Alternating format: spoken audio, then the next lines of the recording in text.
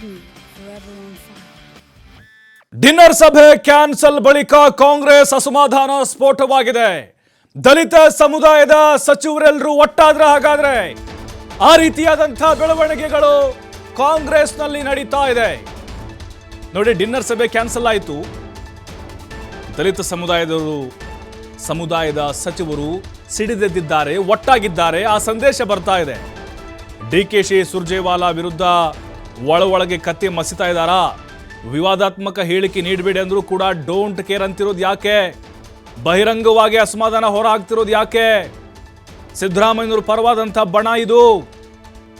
Cool ಆಗಿರೋ ಮಹದೇವಪ್ಪ ಏಕಾಏಕಿ blast ಆಗಿಬಿಟ್ಟಿದ್ದಾರೆ. ದಲಿತರ ವಿಚಾರಕ್ಕೆ ಬಂದರೆ ಸುಮ್ಮನಿರಲ್ಲ ಅನ್ನುವಂಥ ಸಂದೇಶವನ್ನು ಕೊಟ್ಟರೆ ಹಾಗಾದ್ರೆ ಹೈಕಮಾಂಡ್ ಮೂಲಕ ಎಚ್ಚರಿಕೆ ಕೊಡಿಸಲು ಹೋಗಿ ಡಿಕೆಶಿ ವಿರೋಧವನ್ನು ಕಟ್ಟಿಕೊಂಡ್ರ ಹಾಗೆ ಕಾಣಿಸ್ತಾ ಇದೆ. KN ರಾಜಣ್ಣ ಸ್ಟೇಟ್ಮೆಂಟ್ ನೋಡಿದ್ವಿ ನಾವು. ಏನ್ರಿ DK ಶಿವಕುಮಾರ್ ಆಸ್ತಿ ಕಸ್ಕೊಳ್ಳೋಕೆ ಹೋಗಿದ್ವಿ ನಾವು. SC/ST ನಾಯಕರು, ನಮ್ಮ ಸಚಿವರು, ಶಾಸಕರು ನಮ್ಮ ಸಮಸ್ಯೆಗಳ ಬಗ್ಗೆ ಚರ್ಚೆ ಮಾಡ್ಲಿಕ್ಕೆ ಸಭೆ ಕರೆದಿದ್ವಿ. ಇವ್ರು ಯಾರಿಗೆ ಕ್ಯಾನ್ಸಲ್ ಮಾಡೋದಕ್ಕೆ? SC/ST ವಿರೋಧಿಗಳು ಇವರು ಅಂಥೇಳಿ ನೇರವಾಗಿನೇ ಮಾದೇವಪ್ಪನು ಹಾಗೆ ಅಂದರು. ಜಾಸ್ತಿ ದಿನ ಇವೆಲ್ಲ ನಡೆಯಲ್ಲ ರೀ. ಈ ವಿಷಯದಲ್ಲಿ ಮುಂದುವರೆದ್ರೆ ಹೈಕಮಾಂಡ್ ವಿರುದ್ಧವೂ ಕೂಡ ದಲಿತ ಸಚಿವರು ತಿರುಗಿ ಬೀಳ್ತಾರ? ಭಾರೀ ಕುತೂಹಲ ಮೂಡಿಸಿದೆ ದಲಿತ ನಾಯಕರ ನಡೆ.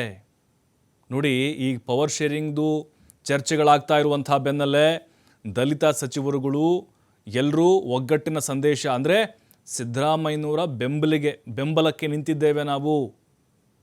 DK ಶಿವಕುಮಾರ್ಗೆ ಶತಾಯಗತಾಯ ಅಧಿಕಾರವನ್ನು ಬಿಟ್ಕೊಡ್ಲೇಬಾರ್ದು ಅನ್ನುವಂತಹ ತೀರ್ಮಾನಕ್ಕೆ ಬಂದಿದ್ದಾರೆ ಅಂತ ಅನ್ನಿಸ್ತಾ ಇದೆ.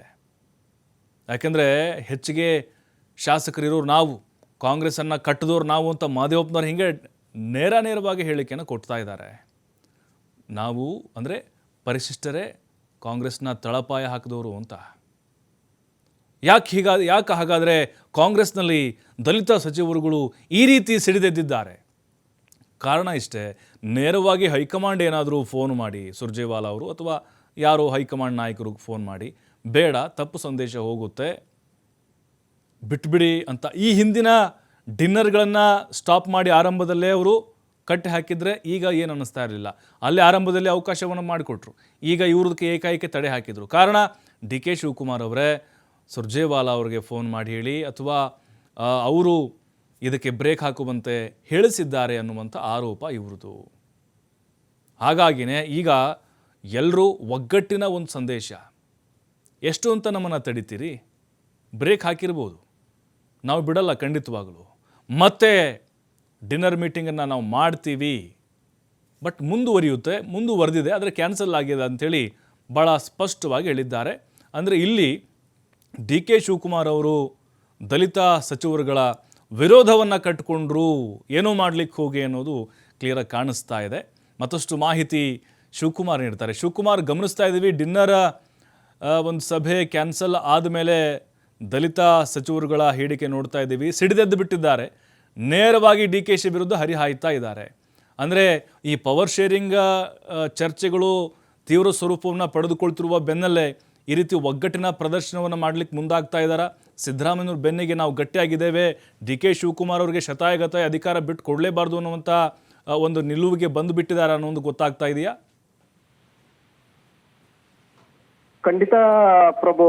ಯಾಕೆಂದ್ರೆ ಪರಮೇಶ್ವರ್ ಅವರು ಕರೆದಿದ್ದಂತಹ ದಲಿತ ಸಚಿವರು ಮತ್ತೆ ಶಾಸಕರ ಸಭೆಗೆ ಹೈಕಮಾಂಡ್ ಬ್ರೇಕ್ ಹಾಕಿದ್ದು ಯಾವ ಕಾರಣಕ್ಕೆ ಅನ್ನುವಂಥದ್ದು ಈಗ ಚರ್ಚೆಯಲ್ಲಿದೆ. ಯಾಕಂದ್ರೆ ಬ್ರೇಕ್ ಹಾಕಿಸಿದಂತವ್ರು ಯಾರು ಅನ್ನುವಂಥದ್ದು ಕೂಡ ದಲಿತ ಸಮುದಾಯದ ಸಚಿವರ ಗಮನಕ್ಕೆ ಬಂದಿದೆ. ಸೊ ಆ ಕಾರಣಕ್ಕೆ ಈಗ ದಲಿತ ಸಚಿವರೆಲ್ಲರೂ ಕೂಡ ಒಗ್ಗಟ್ಟಾಗ್ತಾ ಇದ್ದಾರೆ. ಯಾಕೆಂದ್ರೆ ನಾವು ನಮ್ಮ ಸಮುದಾಯದ ಸಭೆಗಳನ್ನ, ಸಮುದಾಯದ ಸಮಸ್ಯೆಗಳ ಬಗ್ಗೆ ಚರ್ಚೆಯನ್ನ ಮಾಡೋದಕ್ಕೆ ನಾವು ಸಮುದಾಯದ ನಾಯಕರ ಸಭೆಯನ್ನ ನಾವು ಕರೆದಿದ್ರೆ, ಇವರು ಬೇರೆ ಅಪಾರ್ಥವನ್ನ ಮಾಡ್ಕೊಂಡು ಇವತ್ತು ಹೈಕಮಾಂಡ್ ಮೂಲಕ ನಮ್ಗೆ ಥ್ರೆಟ್ ಕೊಡುವಂತ ಪ್ರಯತ್ನವನ್ನ ಮಾಡಿದ್ದಾರೆ. ಹಾಗಾಗಿ ನಾವು ಇದೇ ರೀತಿಯಾಗಿ ಬಗ್ತಾ ಹೋದ್ರೆ ಮುಂದಿನ ದಿನಗಳಲ್ಲಿ ನಮ್ಗೆ ಸಂಕಷ್ಟ ಎದುರಾಗತ್ತೆ ಅನ್ನುವಂತ ಕಾರಣಕ್ಕೆ ದಲಿತ ಸಮುದಾಯದ ಸಚಿವರು, ಶಾಸಕರು ಬಂದಂತೆ ಕಾಣಿಸ್ತಾ ಇದೆ. ಹಾಗಾಗಿ ನೇರವಾಗಿ ಬಹಿರಂಗವಾಗಿ, ಯಾಕೆಂದ್ರೆ ಹೈಕಮಾಂಡ್ ಹೇಳಿದೆ ಅನ್ನುವಂಥದ್ದನ್ನು ಕೂಡ ನೋಡದೆ ಒಂದು ರೀತಿ ಹೈಕಮಾಂಡ್ಗೆ ಸೆಟ್ಟು ಹೊಡೆಯುವಷ್ಟರ ಮಟ್ಟಿಗೆ ನಿನ್ನೆ ಮಹದೇವಪ್ಪ ಅವರು ಹೇಳಿಕೆಯನ್ನ ಕೊಟ್ಟಿದ್ದಾರೆ. ದಲಿತರ ವಿಚಾರಕ್ಕೆ ಬಂದಿದ್ದೆ ಆದ್ರೆ ನಾವು ಸುಮ್ಮನಿರೋದಿಲ್ಲ, ಇದರ ಎಚ್ಚರಿಕೆ ನೀವು ಅನುಭವಿಸ್ಬೇಕಾಗತ್ತೆ ಅನ್ನುವಂತ ಒಂದು ಎಚ್ಚರಿಕೆಯನ್ನ ಕೊಟ್ಟಂತೆ ಕಾಣಿಸ್ತಾ ಇದೆ.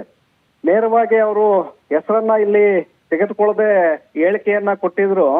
ನೇರವಾಗಿ ನಮ್ಮ ತಂಟೆಗೆ ನೀವು ಬರಬೇಡಿ ಅನ್ನುವಂತ ಒಂದು ಎಚ್ಚರಿಕೆಯನ್ನ ಹೈಕಮಾಂಡ್ಗೂ ರವಾನೆ ಮಾಡಿದ್ದಾರೆ. ಈ ಕಡೆ ಕೆಪಿಸಿಸಿ ಅಧ್ಯಕ್ಷ ಡಿ ಕೆ ಶಿವಕುಮಾರ್ ಅವ್ರಿಗೂ ಕೂಡ ರವಾನೆ ಮಾಡಿದ್ದಾರೆ. ಯಾಕಂದ್ರೆ ನೀವು ಹೇಳಿದ ಹಾಗೆ ಪವರ್ ಶೇರಿಂಗ್ ವಿಚಾರದಲ್ಲಿ ಈಗಾಗಲೇ ಡಿ ಕೆ ಶಿವಕುಮಾರ್ ಬಹಳ ನಯವಾಗಿ ಮುಂದುವರಿತಾ ಇದ್ದಾರೆ. ಯಾಕಂದ್ರೆ ಯಾರ ವಿರೋಧವನ್ನು ಕೂಡ ಕಟ್ಕೊಳ್ಳೋದು ಬೇಡ. ಪದೇ ಪದೇ ದಲಿತ ಸಚಿವರು ಸಭೆಗಳ ಮೇಲೆ ಸಭೆಗಳನ್ನ ನಡೆಸಿದ್ರು ಕೂಡ ಈ ವಿಚಾರದಲ್ಲಿ ಡಿ ಕೆ ಶಿವಕುಮಾರ್ ಕೈ ಹಾಕಿರ್ಲಿಲ್ಲ. ಆದ್ರೆ ಮೊನ್ನೆ ಪರಮೇಶ್ವರ್ ಅವರು ಅಧಿಕೃತವಾಗಿ ಕರೆದಂತ ದಲಿತ ಸಚಿವರ ಸಭೆ ಏನಿತ್ತು, ಆ ದಲಿತ ಸಚಿವರ ಸಭೆಗೆ ಅವರು ಹೈಕಮಾಂಡ್ ಮೂಲಕ ಅದನ್ನ ಬ್ರೇಕ್ ಹಾಕುವಂತ ಒಂದು ಪ್ರಯತ್ನವನ್ನ ಮಾಡ್ತಾರೆ. ಅಲ್ಲೂ ಕೂಡ ಜಾಣತನವನ್ನ ಡಿ ಕೆ ಶಿವಕುಮಾರ್ ಅವರು ತೋರಿಸ್ತಾರೆ. ಯಾಕಂದ್ರೆ ನೇರವಾಗಿ ನಾವು ಸಭೆ ನಿಲ್ಲಿಸಿ ಅಂತೇಳಿ ಹಿರಿಯ ಸಚಿವರಿಗೆ ಏನಾದ್ರೂ ಇಲ್ಲಿ ಎಚ್ಚರಿಕೆಯನ್ನ ಕೊಟ್ಟಿದ್ದೇ ಆಗಿದ್ರೆ ಎಲ್ರೂ ಕೂಡ ತಮ್ಮ ವಿರುದ್ಧ ತಿರುಗಿ ಬೀಳ್ತಾರೆ. ಮುಂದೆ ನಾನು ಸಿಎಂ ಕುರ್ಚಿಗೆ ಹೋಗೋದಕ್ಕೆ ಅಡೆತಡೆಗಳಾಗಬಹುದು ಅನ್ನುವಂತ ಕಾರಣಕ್ಕೆ ಡಿ ಕೆ ಶಿವಕುಮಾರ್ ಹೈಕಮಾಂಡ್ ಮೂಲಕ ವೇಣುಗೋಪಾಲ್ ಅವ್ರಿಗೆ ಬೇಡಿಕೆಯನ್ನ ಇಟ್ಟು ಆ ಮೂಲಕ ಸುರ್ಜೇವಾಲಾ ಅವರ ಮೂಲಕ ಇಲ್ಲಿ ಬ್ರೇಕ್ ಅನ್ನ ಹಾಕಿಸ್ತಾರೆ. ಆದ್ರೆ ಅದೇ ಈಗ ಅವ್ರಿಗೆ ತಿರುಗ್ಬಾಣ ಆದಂತೆ ಕಾಣಿಸ್ತಾ ಇದೆ. ಯಾಕಂದ್ರೆ ಹೈಕಮಾಂಡ್ ಮೂಲಕ ನಮ್ಗೆ ಈ ರೀತಿಯಾದಂತ ಒಂದು ಸಭೆ ನಡೆಸಬೇಡಿ ಅನ್ನುವಂತ ಸೂಚನೆಯನ್ನ ಕೊಡಿಸ್ತಾರೆ ಅಂದ್ರೆ ನಾವ್ ಯಾಕೆ ಸುಮ್ಮನೆ ಇರಬೇಕು? ಯಾಕಂದ್ರೆ ಇವತ್ತು ಸರ್ಕಾರ ಅಧಿಕಾರಕ್ಕೆ ಬಂದಿರುವಂತದ್ದೇ ಅಹಿಂದ ಸಮುದಾಯಗಳ ಬೆಂಬಲದಿಂದ, ಅಹಿಂದ ಸಮುದಾಯಗಳ ಮತಗಳಿಂದ. ಹಾಗಾಗಿ ನಾವು ಮತ್ತಷ್ಟು ಬಾಯಿ ಮುಚ್ಕೊಂಡು ಸುಮ್ಮನೆ ಇದ್ದಿದ್ದೆ ಆದ್ರೆ ಮುಂದೆ ನಮ್ಮನ್ನ ತುಳಿಯುವಂತ ಸಾಧ್ಯತೆಗಳಿದೆ ಅನ್ನುವಂತ ಕಾರಣಕ್ಕೆ ಇವತ್ತು ಇಡೀ ದಲಿತ ಸಮುದಾಯದ ಸಚಿವರು, ಶಾಸಕರು ಎಲ್ಲರೂ ಕೂಡ ಒಟ್ಟಾಗ್ತಾ ಇದ್ದಾರೆ. ಒಂದು ಕಡೆ ನೇರವಾಗಿ ಹೈಕಮಾಂಡ್ಗೂ ಕೂಡ ಸೆಡ್ಡು ಹೊಡೆಯುವಷ್ಟರ ಮಟ್ಟಿಗೆ ಅವರು ಇವತ್ತು ತಿರುಗಿ ಬೀಳುವಂತ ಒಂದು ಸಾಧ್ಯತೆಗಳಿದೆ. ಒಂದು ವೇಳೆ ಹೈಕಮಾಂಡ್ ಏನಾದ್ರೂ ಮತ್ತೆ ಅವರ ಮೇಲೆ ಗದಾಪ್ರಹಾರವನ್ನ ಮಾಡಿದ್ದೆ ಆದ್ರೆ ಅಥವಾ ಮುಂದೆ ಅವರ ಸಭೆಗಳು ಅಥವಾ ಬೇರೆ ಇದಕ್ಕೆ ತಡೆಯನ್ನ ಒಡ್ಡಿದ್ದೆ ಆದ್ರೆ ಹೈಕಮಾಂಡ್ ವಿರುದ್ಧವೂ ಕೂಡ ಸಿಡಿದು ನಿಲ್ಲೋದಕ್ಕೆ ಸಚಿವರು ನಿಂತಿದ್ದಾರೆ ಅನ್ನುವಂಥದ್ದು ಕೂಡ ಇಲ್ಲಿ ಬಹಳ ಸ್ಪಷ್ಟವಾಗಿದೆ. ಹಾಗಾಗಿ ಇದು ಒಂದು ಕಡೆ ಡಿ ಕೆ ಶಿವಕುಮಾರ್ ಅವ್ರಿಗೂ ಕೂಡ ಮುಂದಿನ ದಿನಗಳಲ್ಲಿ ಸಿಎಂ ಕುರ್ಚಿಗೆ ಏರೋದಕ್ಕೆ ಅಡೆತಡೆಗಳನ್ನ ಒಡ್ಡಬಹುದು. ಪ್ರಭು, ಶಿವಕುಮಾರ್, ಈಗ ಸಿದ್ದರಾಮಯ್ಯನವರ ನಿಲುವನ್ನು ನೋಡ್ತಾ ಇದ್ದೀವಿ. ನ್ಯೂಟ್ರಲ್ ಆಗಿಬಿಟ್ಟಿದ್ದಾರೆ ಈ ಡಿನ್ನರ್ ಪಾಲಿಟಿಕ್ಸ್ ಸಂಬಂಧಪಟ್ಟಂಗೆ, ರದ್ದಾಗಿದ್ದು ಸಲಹೆ ಕೊಡೋದಾಗಿ. ಯಾಕಂದರೆ ಬಹುತೇಕವಾಗಿ ಅವರು ಆಪ್ತರೇ ಇದ್ದಾರೆ. ಅಂದರೆ ಅವರು ಅಂದುಕೊಂಡಂಗೆ ಅವರ ಅಣತಿಯಂತೆ ಎಲ್ಲವೂ ಕೂಡ ನಡೀತಾ ಇರ್ಬೋದಾ? ಅಂದರೆ ಡಿ ಕೆ ಶಿವಕುಮಾರ್ ಅವ್ರನ್ನ ಈ ಪವರ್ ಶೇರಿಂಗ್ ವಿಚಾರಕ್ಕೆ ಸಂಬಂಧಪಟ್ಟಂತೆ ತನ್ನ ಕಡೆಗೆ ಒಗ್ಗಟ್ಟು ಜಾಸ್ತಿ ಮಾಡಿಕೊಳ್ಬೇಕು, ಅಲ್ಲಿ ಹಣಿಬೇಕು ಅನ್ನುವಂಥ ಅವರು ಪ್ಲ್ಯಾನ್ ಎಲ್ಲವೂ ಅಂದುಕೊಂಡಂಗೆ ನಡೀತಾ ಇರ್ಬೋದಾ ಬೆಳವಣಿಗೆ ನೋಡ್ತಾ ಇದ್ರೆ? ಪ್ರಭು, ನಾವು ಇಲ್ಲಿ ಗಮನಿಸೋದಾದ್ರೆ ಡಿ ಕೆ ಶಿವಕುಮಾರ್ ಬಹಳ ನಾಜೂಕಾಗಿ ಸಿಎಂ ಕುರ್ಚಿಯನ್ನ ಪಡ್ಕೊಳ್ಬೇಕು ಅನ್ನುವಂತ ನಿಟ್ಟಿನಲ್ಲಿ ತಮ್ಮದೇ ಆದಂತಹ ರಣತಂತ್ರಗಳನ್ನ ಮಾಡ್ತಾ ಇದ್ದಾರೆ. ಎಲ್ಲೂ ಕೂಡ ವಿವಾದಗಳನ್ನ ಮೈ ಮೇಲೆ ಎಳೆದುಕೊಳ್ಳದೆ ಹೈಕಮಾಂಡ್ ಮೇಲೆ ನಿರಂತರವಾಗಿ ಒತ್ತಡವನ್ನ ತರ್ತಾ ಇದ್ದಾರೆ. ಇದು ಸಿಎಂ ಸಿದ್ದರಾಮಯ್ಯನವರ ಗಮನಕ್ಕೂ ಕೂಡ ಬಂದಿದೆ. ಆದ್ರೆ ಡಿ ಕೆ ಶಿವಕುಮಾರ್ ಮಾಡಿದ ಒಂದೇ ಒಂದು ತಪ್ಪು ಅಂದ್ರೆ ಪರಮೇಶ್ವರ್ ಅವರು ಕರೆದಿದ್ದಂತಹ ಒಂದು ಸಭೆ ಏನಿತ್ತು ಆ ಸಭೆಗೆ ಬ್ರೇಕ್ ಅನ್ನ ಹಾಕ್ತಿತ್ತು. ಯಾಕಂದ್ರೆ ನೇರವಾಗಿ ಡಿ ಕೆ ಶಿವಕುಮಾರ್ ನಾನು ಕೂಡ ಸಭೆಯಲ್ಲಿ ಭಾಗಿಯಾಗ್ತೇನೆ ಅಂದಿದ್ರೆ ಯಾರು ಕೂಡ ಅಲ್ಲಿ ಬೇಡ ಅಂತ ಇರ್ಲಿಲ್ವೇನೋ. ಯಾಕಂದ್ರೆ ಪಕ್ಷದ ಅಧ್ಯಕ್ಷರೇ ಈ ಸಭೆಗೆ ಬಂದ್ರೆ ಮತ್ತಷ್ಟು ನಮ್ಮ ಸಮಸ್ಯೆಗಳನ್ನ ಅವರ ಗಮನಕ್ಕೂ ಕೂಡ ತರಬಹುದು ಅನ್ನುವಂತ ಆಲೋಚನೆ ಆ ಸಮುದಾಯದ ನಾಯಕರಿಗೂ ಕೂಡ ಇತ್ತು. ಆದ್ರೆ ಬೇರೆ ಅಪಾರ್ಥವನ್ನ ಮಾಡಿಕೊಂಡು ಒಂದು ಕಡೆ ಡಿ ಕೆ ಶಿವಕುಮಾರ್ ಹೈಕಮಾಂಡ್ ನಿಂದ ಇಲ್ಲಿಗೆ ಸೂಚನೆಯನ್ನ ಕೊಡ್ತಿದ್ದು ನೇರವಾಗಿ ಅವರು ವಿರೋಧವನ್ನ ಕಟ್ಕೊಂಡಂತೆ ಕಾಣಿಸ್ತಾ ಇದೆ. ಇನ್ನೊಂದು ಕಡೆ ಸಿದ್ದರಾಮಯ್ಯ ಅವರು ಎಲ್ಲೂ ಕೂಡ ಇಲ್ಲಿ ಇಂಟರ್ಫಿಯರ್ ಆಗ್ತಾ ಇಲ್ಲ. ನೀವು ಸಭೆಗಳನ್ನ ನಡೆಸಬೇಡಿ ಅಂತ ಕೂಡ ಹೇಳ್ತಾ ಇಲ್ಲ, ನಡೆಸಿ ಅಂತ ಕೂಡ ಹೇಳ್ತಾ ಇಲ್ಲ. ಒಂದು ಕಡೆ ತಟಸ್ಥ ಧೋರಣೆಯನ್ನ ತಾಳ್ತಾ ಇದ್ದಾರೆ. ನನಗೂ ಇದಕ್ಕೂ ಸಂಬಂಧವೇ ಇಲ್ಲ ಅನ್ನುವಂತ ನಿಟ್ಟಿನಲ್ಲಿ ಅವರು ಜಾರ್ಕೊಳ್ತಾ ಇದ್ದಾರೆ. ಆದ್ರೆ ಒಳಗೊಳಗೆ ಈ ದಲಿತ ಸಚಿವರನ್ನ ಸಭೆಗಳನ್ನ ನಡೆಸೋದಕ್ಕೆ ಅವಕಾಶವನ್ನ ಮಾಡಿಕೊಟ್ಟಿರುವಂತವ್ರು, ಸೂಚನೆಯನ್ನ ಕೊಟ್ಟಿರುವಂತವ್ರು ಇದೇ ಸಿದ್ದರಾಮಯ್ಯನವರು. ಯಾಕಂದ್ರೆ ಎಲ್ರು ಕೂಡ ಅವರ ಆಪ್ತ ಬಳಗದಲ್ಲೇ ಗುರುತಿಸ್ಕೊಂಡಂತವ್ರು. ಸತೀಶ್ ಜಾರಕಿಹೊಳಿ ಇರ್ಬೋದು, ಮಹದೇವಪ್ಪ ಇರ್ಬೋದು, KN ರಾಜಣ್ಣ ಇರ್ಬೋದು, ಈ 3 ಜನ ಅವರ ವ್ಯಾಪ್ತಿಯಲ್ಲೇ ಇರುವಂತವ್ರು.